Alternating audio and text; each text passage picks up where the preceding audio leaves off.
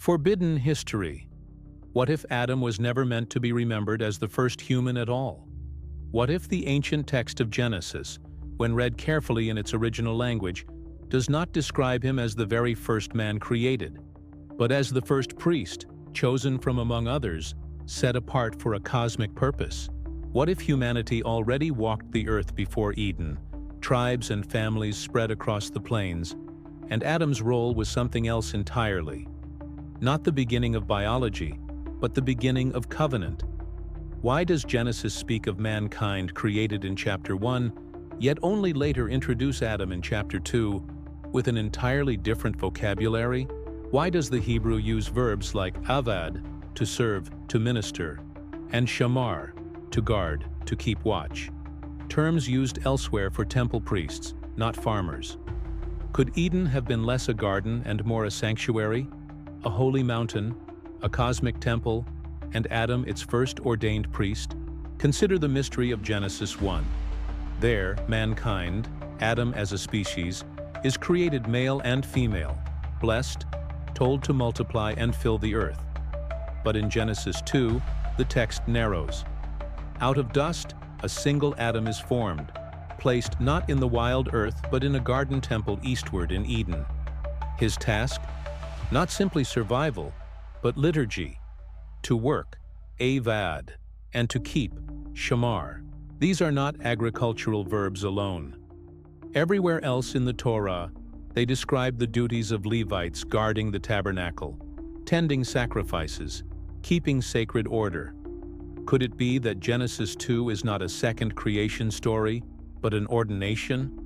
That Adam was not merely man, but mediator, priest of creation, standing between heaven and earth? Archaeology whispers its agreement. At Göbekli Tepe, the oldest known sanctuary, dating millennia before agriculture, towering T-shaped pillars stand in circular enclosures, carved with animals, serpents, and celestial signs. It was not a village, not a farm. It was a temple. Humanity, it seems, worshipped before it farmed. Religion before survival. Why?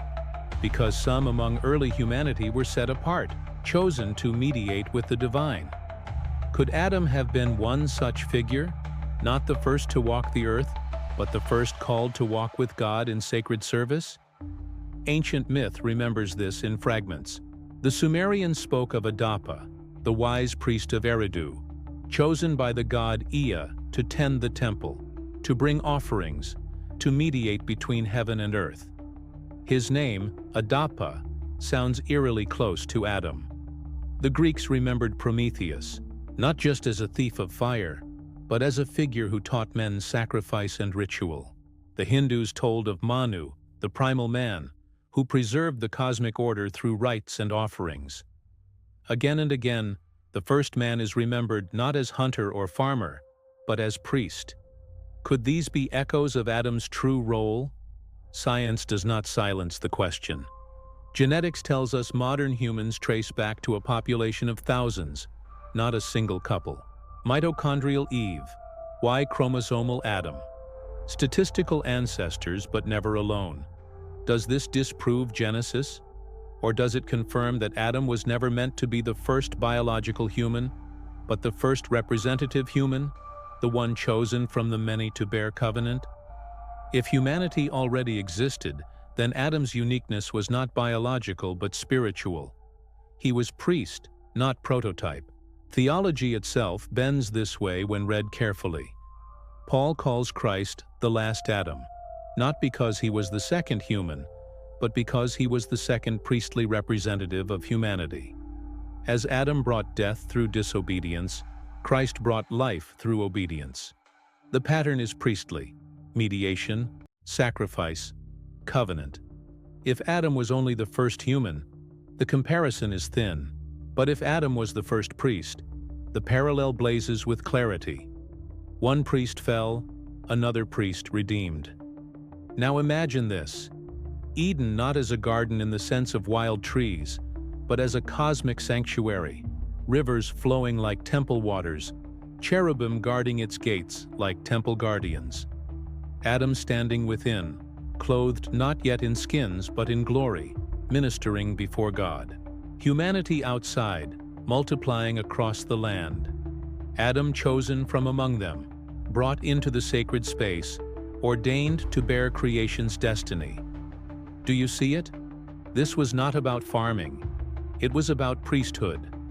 Not about beginnings of biology, but about beginnings of worship. And if that is true, then the fall is not just the story of mankind's first mistake. It is the story of a failed priesthood, of sacred order betrayed. The exile from Eden was not exile from a farm, but expulsion from a temple.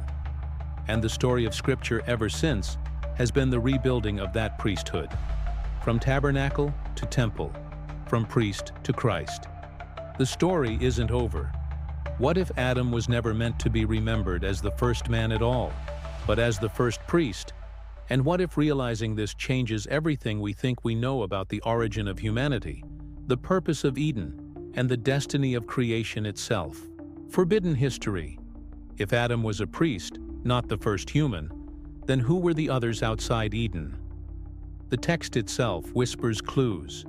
When Cain is driven out after killing Abel, he fears that whoever finds me will kill me.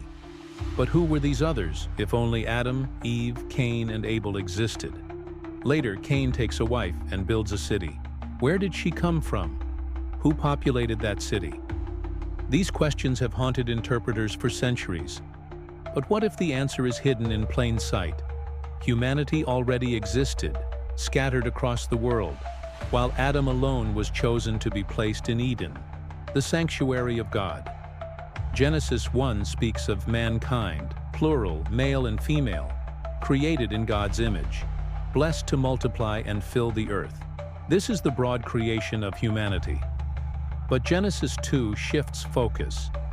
It introduces not humanity in general, but a specific man, Adam, formed from dust, placed in a sacred garden, tasked with priestly duties. The two accounts are not contradictions, but layers. First humanity at large, then humanity represented. Adam is not the first biological human, but the first covenant human, chosen to bear the priestly role on behalf of the many. Think of the Hebrew verbs. Adam was commanded to avad, serve, and shamar, guard the garden. These verbs resound elsewhere in the Torah, describing Levites serving in the tabernacle and guarding the sacred space from defilement. Eden was not farmland. It was the prototype temple. Adam was not farmer. He was priest. His role was to minister in God's sanctuary and to mediate between heaven and earth. This priestly identity explains why his sin had cosmic weight. When a priest fails, he does not fall alone. The covenant he represents collapses. Archaeology lends weight to this reading. Göbekli Tepe, the oldest sanctuary on record, predates villages and farming. Circular enclosures with massive pillars, decorated with animals and cosmic symbols, reveal a cultic site, not a habitation. It seems early humanity worshipped before they farmed, building temples before homes. This echoes Genesis. Humanity created broadly, then Adam, priest, ordained in Eden, the first sacred center. Could Eden itself have been the archetype of these sanctuaries, remembered dimly across ages, reconstructed in stone long after expulsion? Mythology supports the pattern. The Sumerians tell of Adapa, the first priest-king of Eridu, chosen by the god Ea to serve in the temple and mediate divine knowledge. His name, Adapa, strikingly close to Adam, suggests not coincidence, but memory. The Greeks spoke of Prometheus, mediator of fire, a priestly figure punished for daring to act in the space between gods and men. The Hindus recall Manu, the archetypal man, offering sacrifices to preserve cosmic order. In every culture, the first man is not remembered as hunter or farmer, but as ritual figure, priest, mediator. Could these fragments all descend from the same truth? That Adam's true identity was sacred, not biological? Science, too, leaves doors ajar. Anthropology shows that humans as a species emerged from populations, not solitary couples. Genetics reveals bottlenecks but never a single pair. Does this disprove Genesis? Or does it confirm that Adam was not meant to explain biology, but covenant? Humanity existed. Adam was chosen. Eden was not laboratory, but sanctuary. The text itself aligns with this. Cain feared others, married from others, built among others. If Adam was not the first man, but the first priest, the pieces fit. Theology reframes the story. Paul does not call Adam simply the first human, but the first man, in the sense of representative head, priest of humanity. Christ is the last Adam, because he is the true priest, the final mediator. If Adam's role was priesthood, then his failure was liturgical, covenantal. He broke not just a command, but a sacrament. The fall was not only disobedience, it was desecration. The exile was not from farmland, but from temple, not from soil, but from sanctuary. Humanity's greatest wound is a failed priesthood, and salvation is the restoration of that priesthood in Christ. Now imagine yourself in Eden, not among primitive hunters, but in a cosmic sanctuary. Adam stands not as the first breathing creature, but as the first appointed priest, clothed with glory, standing in the presence of God. His task is not mere survival, but mediation, worship, and stewardship of creation as sacred space. His fall is not the failure of mankind alone. It is the collapse of priesthood. And if that is true, then the entire drama of Scripture is the rebuilding of that sacred role, from Eden to Christ. The story isn't over. What if Adam was not the first man, but the first mediator, the prototype priest of creation? And what if the true question of Genesis is not who was first, but who was chosen and why? Forbidden history. If Adam was chosen as the first priest, not the first human, then Eden itself was not simply a garden, but a temple, a sanctuary in which heaven and earth touched. The rivers that flowed from its heart resemble the waters flowing from temples described later in Ezekiel's vision, giving life to everything they touched. The cherubim guarding its gate recall the golden cherubim set above the Ark of the Covenant, stationed to protect the Holy of Holies. Even the tree of life stands like a menorah, the eternal lamp burning in the presence of God. Everything about Eden reads less like farmland and more like liturgy. And Adam's role, when described with Hebrew verbs, is not agricultural drudgery, but priestly stewardship. To avad, to serve, to minister, and to shamar, to guard, to preserve holiness. Eden was the world's first temple, and Adam its high priest. If that is true, then the fall takes on a terrifying new depth. When Adam and Eve reached for the forbidden fruit, they were not simply breaking a rule about diet. They were desecrating the temple. They were priests touching what was holy without command. They were mediators betraying their mediation. The exile that followed was not eviction from a farm, but expulsion from the sanctuary. The flaming sword that turned in every direction was not punishment alone, but a barrier. The Holy of Holies sealed, humanity barred from God's presence. This is why the story resonates so deeply.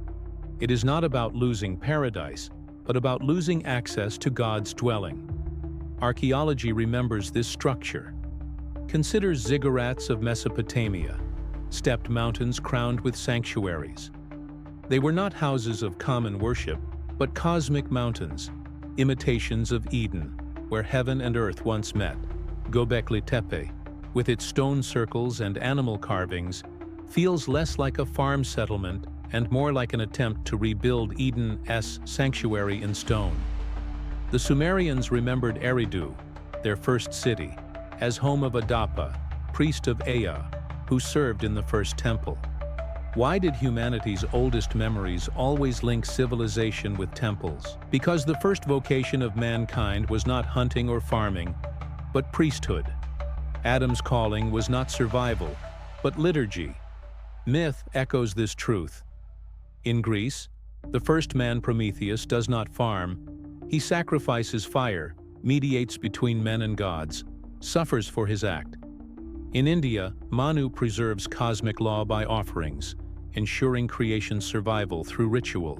In Egypt, Osiris, lord of fertility, was also lord of the afterlife, teaching rites and worship. All these first men are remembered as mediators, ritual figures, priest-kings. It is as if the collective memory of cultures preserved fragments of Adam, not as the first to walk, but the first to worship. Science, too, adds its testimony, though in another language.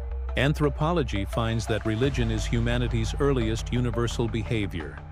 Burials with ritual objects appear far earlier than expected. Cave paintings seem more like sacred liturgies than mere art. Humanity appears obsessed with transcendence from the very beginning. Why?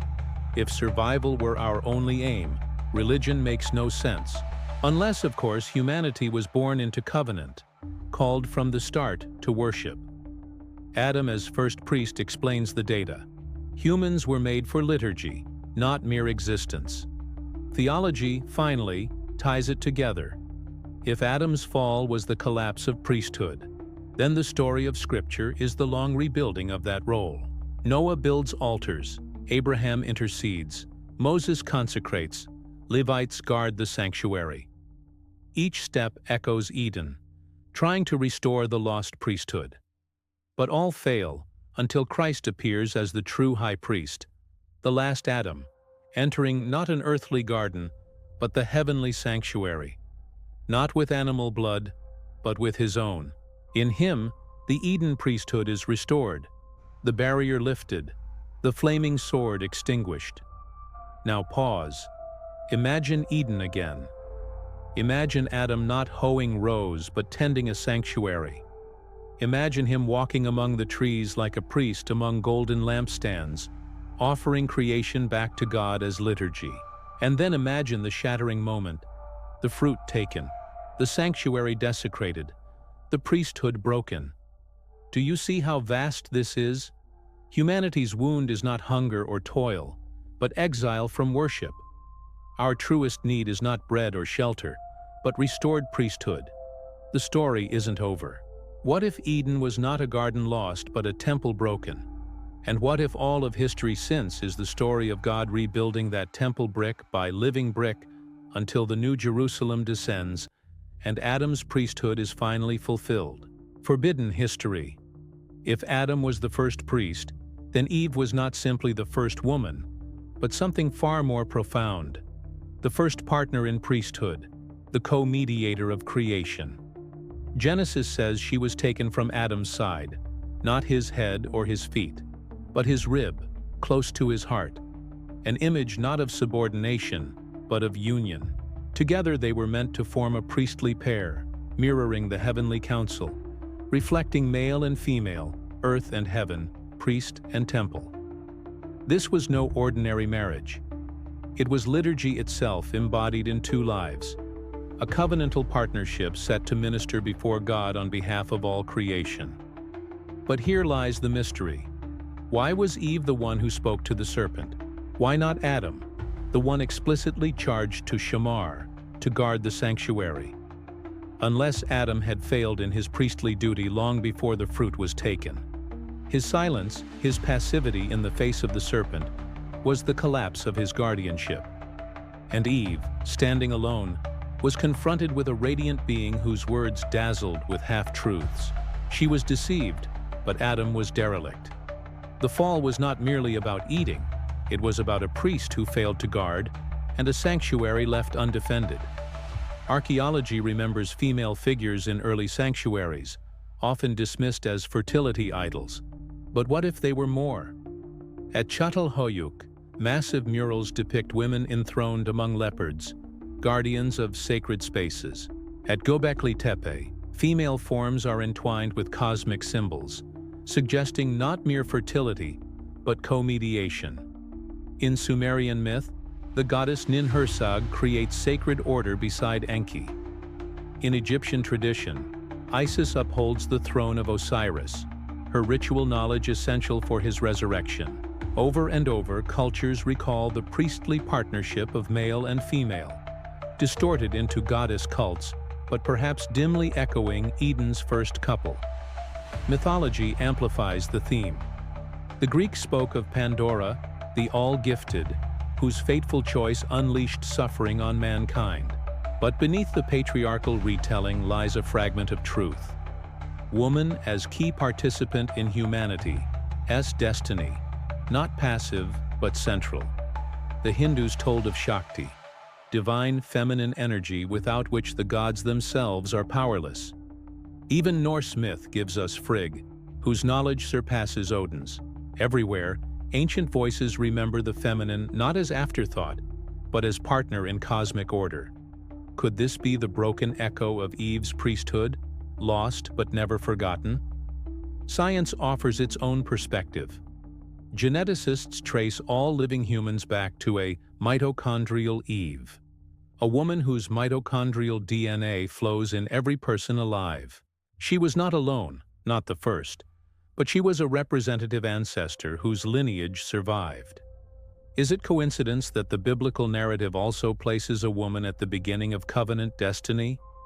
Or is it science, without meaning to, confirming the priestly centrality of Eve? Not as the only mother, but as the chosen mother, the one through whom the story flows. Theology pierces deepest. The curse in Genesis 3 is not simply punishment, it is the tragic inversion of priestly vocation. Woman, created as partner in sacred liturgy, becomes burdened with pain and subjected in hierarchy. Man, created to serve and guard, becomes toiler of dust. The priesthood collapses, and both are diminished. But notice, even in curse, a promise is hidden. Your seed will crush the serpent's head. From Eve comes the hope of restoration. From her priestly role, though broken, will rise the Messiah. This is why Mary, centuries later, is called the new Eve. Her obedience in the face of Gabriel's words reverses Eve's failure in the face of the serpent.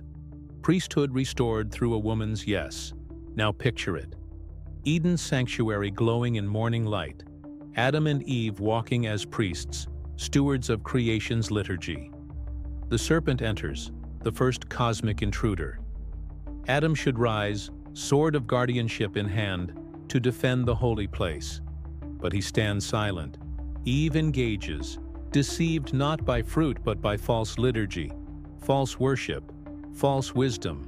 The sanctuary is breached, the priesthood defiled, the covenant broken. Humanity is cast out, not from farmland, but from temple. The story isn't over. What if Eve's role was never to be the passive partner, but the co-priest? And what if the promise hidden in her seed is the secret thread of history? The guarantee that priesthood broken in Eden would one day be restored by another woman's seed crushing the serpent forever. Forbidden history. If Adam was the first priest, then the story of Cain and Abel is not merely a tale of sibling rivalry, but the first clash of priesthoods. Read the text carefully. Both brothers bring offerings. Abel brings the firstborn of his flock, the fat portions, a sacrifice that echoes later temple rites. Cain brings produce of the ground, ordinary fruits without sign of consecration. One offering is accepted, the other rejected. Why? Was God arbitrary, or was Cain's act a corruption of priesthood? An offering without obedience, ritual without reverence. This is the first record of liturgy gone wrong, a priesthood broken further by violence. Cain did not only kill his brother, he profaned the altar. But here lies the deeper mystery. How did Cain know to offer at all? Where did the idea of sacrifice arise? Genesis gives no command before this moment, unless Adam, the first priest, had taught them. Unless Eden's expulsion did not erase the pattern of liturgy, but carried it out into exile. Cain and Abel were imitating a priesthood, fragments of a temple memory now broken. Abel's sacrifice aligned with covenant, Cain's with pride. Their offerings were not inventions, they were distorted echoes of Eden's sacred order. Archaeology remembers this moment in silence and stone. The earliest altars, unhewn stone platforms found in deserts and caves, speak of primal sacrifice long before nations or empires. At Göbekli Tepe, animal bones are buried around sanctuaries, as if offerings were made to unseen powers. In Mesopotamia, temples rise at the dawn of civilization, not as houses of men, but as altars for gods. Why would sacrifice emerge so early, universally, instinctively? Because humanity carried memory of Eden's priesthood. Abel's altar was the true continuation. Cain's altar was the corruption. Myth preserves the same pattern. The Greeks spoke of sacrifices that could please or displease the gods, of offerings rejected with dire consequences. The story of Prometheus, who tricked Zeus with improper portions, echoes Cain's failed liturgy. In Hindu traditions, yajna, sacrifice, was said to sustain cosmic order itself, but corrupted sacrifice could bring ruin. Even the Aztecs, with their blood altars, believed that only proper offerings kept the sun alive. Across the world, humanity remembered. Priesthood matters, sacrifice is central. Offerings can either bind heaven and earth or unleash violence. Science offers its strange testimony too. Anthropologists puzzle over why early humans, who struggled for survival, would waste resources on sacrifice. The best lambs, the finest grains burned to ash. What evolutionary logic explains this? And yet, sacrifice is universal, as old as art, as deep as burial. Why? Because humans were not only survivors, they were priests. We were born into liturgy, into covenant, into offering. Cain and Abel are not anomalies, but the first expression of something woven into our very being. Theology makes it clear. Abel's blood cried out from the ground because his death was not only murder, it was the silencing of true priesthood. Cain, jealous and rejected, slew not just his brother, but the priestly line that bore Eden's echo.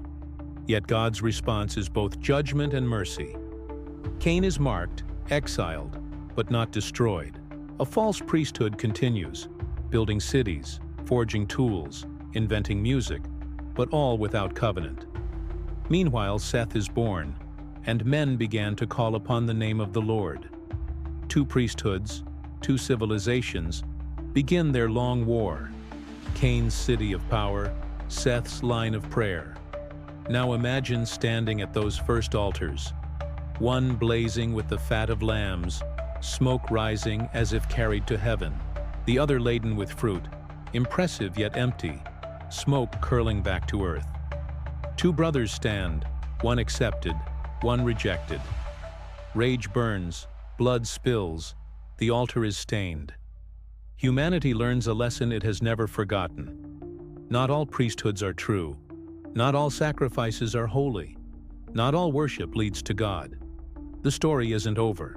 What if Cain's false priesthood never died, but became the engine of civilizations that worship power, while Abel's true priesthood lives hidden, preserved in covenant, waiting for the last Adam to offer the only sacrifice that cannot be corrupted? Forbidden history. If Adam was the first priest, and if Abel's altar was the true continuation of Eden's covenant, then the story of Noah takes on a new light. We often imagine Noah as a survivor, a man who built an ark, gathered animals, endured the flood. But look closer at the text. What is the first thing Noah does after the waters recede? He builds an altar. He offers sacrifice. His first act on dry land is not survival, it is liturgy. Noah stands not merely as the father of a new humanity, but as priest of a renewed creation. The flood was not just judgment, it was a cosmic cleansing of false priesthoods, the wiping away of Cain's corrupted line, leaving one family to carry forward the priestly covenant. But here lies the riddle. Why did God require sacrifice at all, after destruction so total? Why does Genesis say that God smelled the pleasing aroma and promised never again to curse the ground? Could it be because creation itself longs for mediation, For priests who will offer it back to its maker? Adam failed. Cain corrupted. Abel died. Noah, in his altar, restores the broken liturgy for a moment, but only for a moment, for soon after he too falls, naked, shamed, vulnerable, another priest exposed in weakness. Archaeology remembers floods in its own way.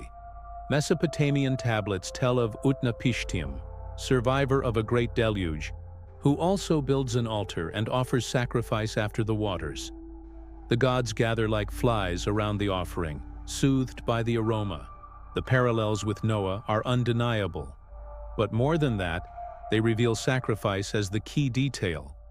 Survival is not enough. Mediation is demanded. Ancient temples often bore flood motifs, as if remembering that only priesthood preserved the world after chaos. The message is consistent. Only those who sacrifice can bridge heaven and earth. Myth across cultures echoes this same truth. In Hindu lore, Manu survives a flood by building a boat, guided by a divine fish, and afterward offers sacrifices to re-establish cosmic order. In Greek tradition, Deucalion and Pyrrha survive Zeus's flood, then repopulate the world by casting stones, an act interpreted as ritual consecration. Even in Native American stories, flood survivors often restore balance with offerings of tobacco, corn, or blood. Why does every story of survival end not with celebration, but with sacrifice? Because humanity instinctively knows that creation cannot continue without priesthood. Science, too, hints at the memory of catastrophe. Geologists find evidence of sudden deluges, melted ice sheets, and rapid sea level rises. Geneticists find bottlenecks in human populations, times when only a remnant survived. Could Noah be the priestly memory of one such survival, framed not as mere luck but as liturgy? The story that it was sacrifice, not survival, that allowed life to continue? If Adam was priest, then Noah was priest too, chosen not for his biology, but for his covenantal role. Theology completes the picture. Noah is called righteous, blameless in his generation, walking with God, priestly language echoing Adam in Eden. His altar after the flood is a temporary restoration of Eden's priesthood. But his failure soon after shows the cycle remains unbroken. Each priest chosen falls. Adam failed, Abel was slain, Noah falters, Abraham lies, Moses strikes the rock, Aaron makes a golden calf. Priesthood after priesthood collapses, until Christ, the last Adam, the final high priest, enters the heavenly sanctuary once and for all. Now pause. Imagine yourself stepping off the ark with Noah. The ground is still wet, the air heavy with silence, the memory of screams and storms lingering. The world is empty, raw, terrifying. What is the first thing you would do? Build shelter? Plant seeds? Hunt food? Noah builds an altar. He lifts smoke to heaven. He acts as priest. For he knows, without priesthood, survival is meaningless. Without mediation, creation itself will unravel again. The story isn't over. What if Noah's altar was not the end of the flood, but the beginning of a greater pattern? That creation itself can only endure when priests rise to offer it back to God, and that the survival of our world even now depends not on technology or politics, but on the restoration of the true priesthood lost in Eden? Forbidden history. If Adam was the first priest and Noah the preserver of priesthood through the flood, then Abraham emerges not simply as the father of nations, but as the rebuilder of the altar. Again and again, Genesis tells us Abraham pitched his tent and built an altar. Wherever he went, his first act was liturgy. He was not just a nomadic herdsman. He was a priest wandering through Canaan, reclaiming sacred ground stone by stone, altar by altar. His story is less about ancestry and more about restoring Eden's vocation, walking with God, mediating blessing, turning land into sanctuary. But Abraham's calling also exposes the tension between priesthood and empire. In his day, the world was dominated by cities of Cain's line. with its ziggurats, Egypt with its pyramids, Canaanite cities with their high places. Each exalted false priesthood, rituals that worshipped stars, serpents, and bloodthirsty gods. Into this world, Abraham is called to leave empire and rebuild covenant. Not city, but altar. Not monument, but sacrifice. Could it be that Abraham's journey is humanity's re-entry into priesthood? The first step back toward Eden's lost temple? Archaeology supports this vision. The ziggurat at where Abraham's journey began, was itself a man-made mountain, a counterfeit Eden. Its stairways led upward as if to bridge heaven and earth, its rituals offering food to gods who never came. But in contrast, Abraham's altars were uncut stone, fragile, temporary, offered not to images, but to the invisible God. Two priesthoods stand opposed, Cain's monuments of power, Abraham's fragile altars of faith. Which endures? Lies in ruins. Abraham's covenant lives. Mythology remembers wandering priest kings who built altars and bore blessing. In Sumer, Melchizedek-like figures appear as priests of El Elyon, God Most High, offering bread and wine long before Israel's temple. In Greek tradition, mysterious travelers like Orpheus spread sacred songs and sacrifices across lands, claiming to restore divine order. In Hindu lore, wandering rishis carry fire altars through forests, consecrating the ground wherever they stop. All these fragments echo Abraham, the priest without temple, the wanderer whose altar makes any place holy. Science whispers again through the dust of migration. Genetic studies show humanity spread in waves, tribes moving, mingling, scattering. But why do the earliest settlements often contain shrines, altars, sacred enclosures? Because wherever humanity goes, priesthood follows. Abraham's story is not anomaly, it is the archetype. Humanity moves, but covenant is carried by priests, not kings. Theology elevates Abraham's role beyond genealogy. His priesthood is unique. He offers his son Isaac, a sacrifice foreshadowing the cross. Yet God stays his hand, providing a ram instead. In this act, Abraham's priesthood reaches its climax. Obedience, substitution, foreshadowing. He embodies Adam's calling restored, obedience where Adam failed, faith where Adam doubted, covenant where Adam desecrated. And yet even Abraham falters, lying about Sarah, fathering Ishmael by doubt, wavering in faith. The priesthood remains fractured, awaiting fulfillment. Now pause and imagine the scene on Moriah. Abraham raises the knife, Isaac bound upon the altar. The air trembles. It looks like tragedy, but it is liturgy. The first priesthood of Adam, broken in Eden, is here reenacted. Only this time, the hand stops, and God himself provides. Centuries later, on the same mountain, another son will lie on wood. Another father will raise the knife, but that time, no voice will stop it. That time, the sacrifice will be complete. The last Adam will succeed where the first failed. The story isn't over. What if Abraham's wandering altars were not primitive religion, but the very blueprint of humanity's restoration? A reminder that priesthood, not empire, is what endures, and that every step of history is drawing us closer to the final altar, where the broken priesthood of Adam will be healed once and for all. Forbidden history. If Abraham carried the memory of priesthood through wandering altars, then Moses embodies its restoration in visible form. For at Sinai, something hidden since Eden is revealed again. A mountain blazing with fire, a voice from the cloud, commandments carved in stone. This is no mere law code. It is covenant liturgy, a reconstitution of priesthood. God descends not to give rules, but to dwell again among his people, to make them a kingdom of priests and a holy nation. If Adam was the first priest of Eden, then Israel at Sinai was the reborn priesthood of the nations. But the story immediately fractures. While Moses ascends into the cloud to receive divine pattern, the people below carve a golden calf. They cannot wait. They desecrate before the sanctuary is even built. The priesthood is compromised again, and so Levi is set apart, bearing swords, guarding the sacred, preserving holiness at a cost. Eden echoes loudly here. Adam failed to guard, but Levi slays brother to preserve covenant.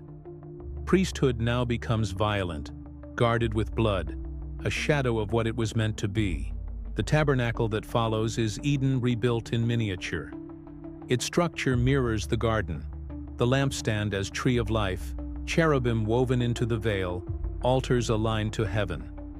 The innermost chamber, the Holy of Holies, guarded and closed, echoes the barred gates of Eden.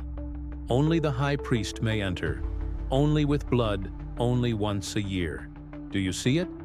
The sanctuary is the flaming sword still turning, barring access, permitting only a glimpse of glory through mediation. Priesthood has been restored, but only in shadow, never in fullness. Archaeology remembers this obsession with sacred space. The Egyptians built temples aligned with stars, believing gods walked their inner chambers. The Babylonians built ziggurats with inner sanctuaries none but priests could enter. The Greeks later built Adita, innermost shrines veiled in darkness. Everywhere humanity remembered Eden, a center, guarded, luminous, forbidden to most.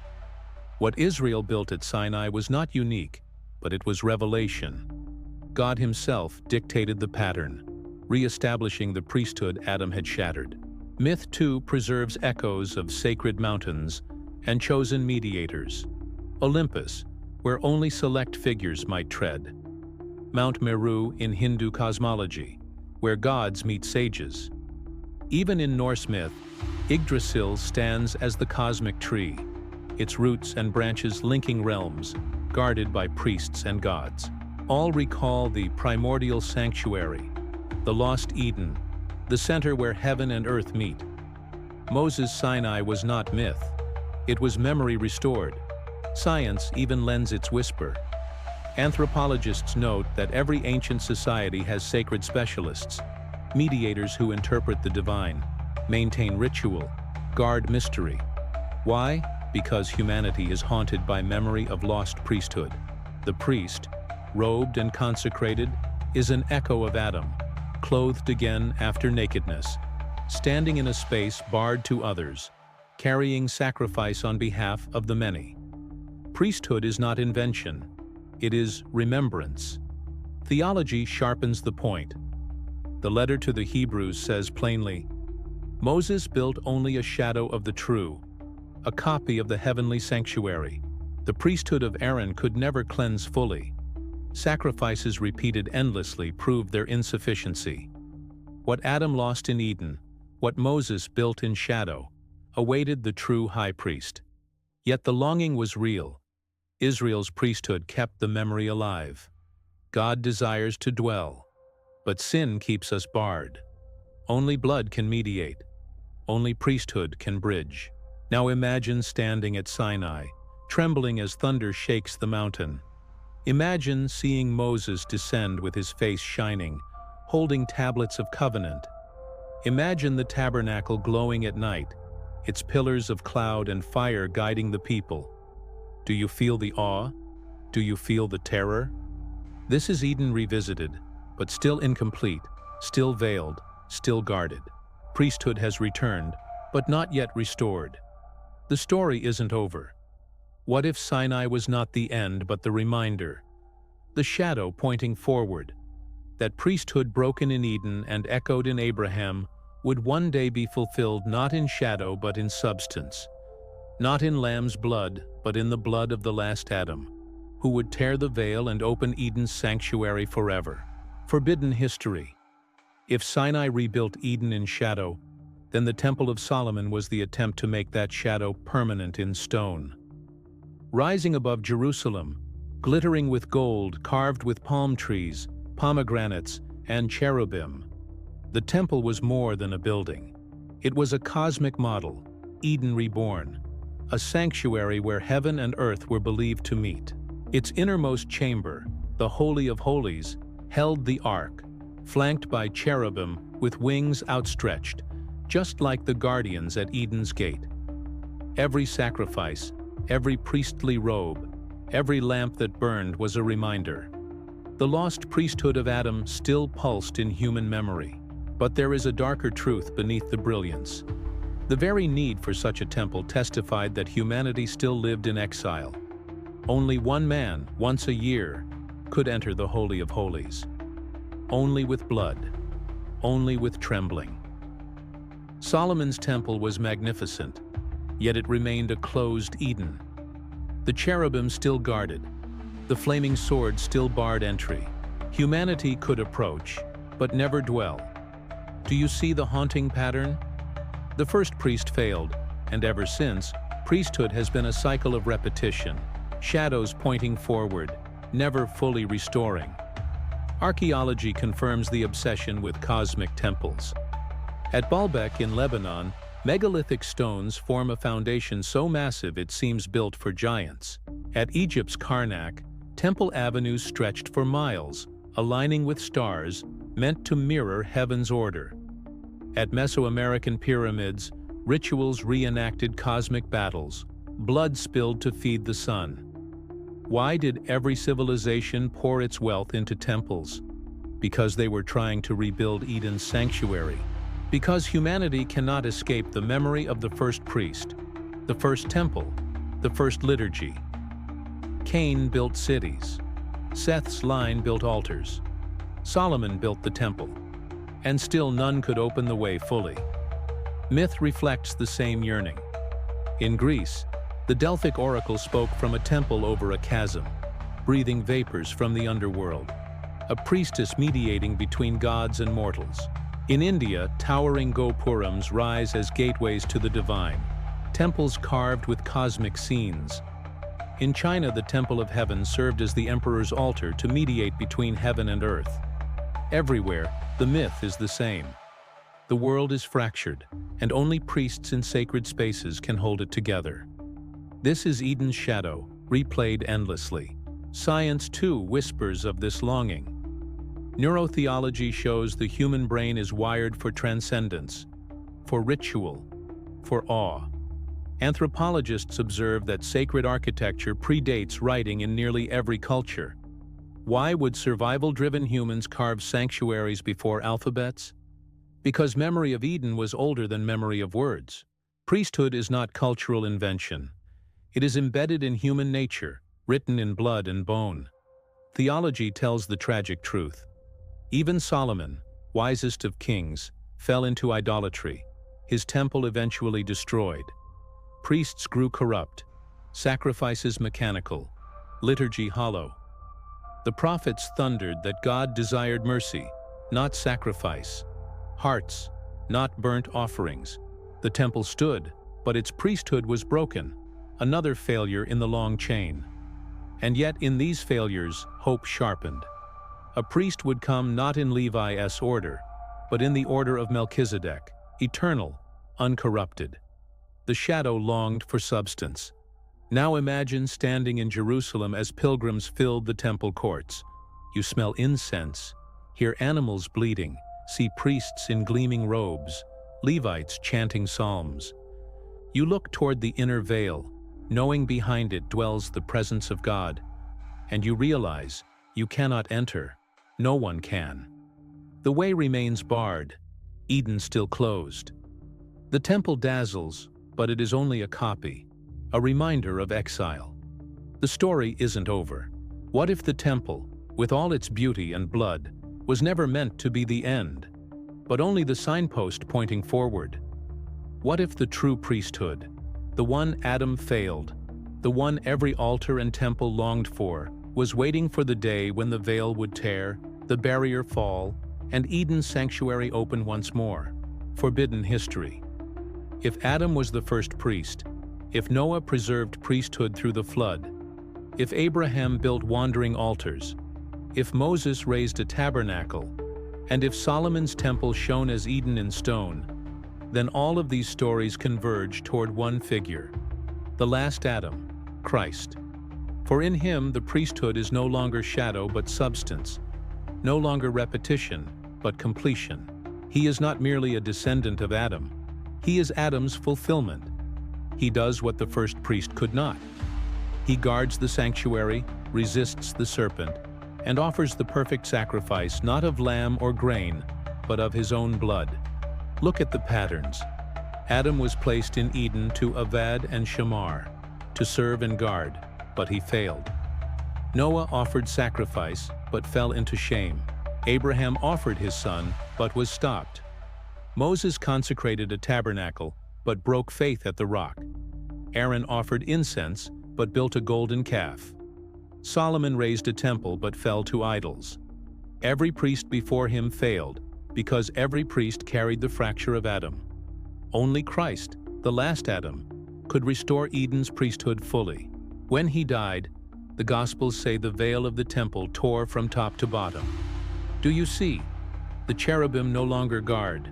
The flaming sword no longer turns. Eden's sanctuary is open again. Archaeology cannot capture this moment, but it remembers its shadows. Temples abandoned, sacrifices ceased, priesthoods hollowed, pagan sanctuaries fell silent as Christianity spread, because the true priesthood had come. Myth finds its end here too. Prometheus, who gave fire. Osiris, who was slain and rose. Dionysus, who turned water to wine. All fragments resolved in Christ. Science even testifies in its own way. The restless hunger in human ritual, the universality of sacrifice, the longing for transcendence, all find their fulfillment in a single priesthood that does not need repetition. Theology proclaims it outright. Christ is high priest forever, in the order of Melchizedek, offering once for all. He is not priest only for Israel, but for every nation, every exile, every descendant of Adam. In him, humanity's first vocation is restored. We were not made merely to survive, to farm, to build cities. We were made to be priests, offering creation back to God in worship. Christ reopens Eden, not as a mythic garden, but as the New Jerusalem, where no temple is needed because God and the Lamb are its light. Now pause and picture it. Imagine Eden not as it was, but as it will be. The tree of life spanning a river, leaves for the healing of nations. A city temple where humanity reigns as priests once more. No cherubim barring entry, no veil dividing, no shadow, only substance. The vocation of Adam, lost in Genesis, fulfilled in Revelation. Humanity restored to its priesthood, creation offered back to its Maker. The story isn't over. For if Adam was the first priest and Christ the last, then the question remains, what of us? Are we merely bystanders? Or are we called into the same priesthood? A kingdom of priests in a world still haunted by exile. And what if the true test of Eden comes again? Not in gardens of fruit, but in the choices of our age, where the serpent whispers once more, and humanity must decide whether to offer creation back to God or seize it for itself.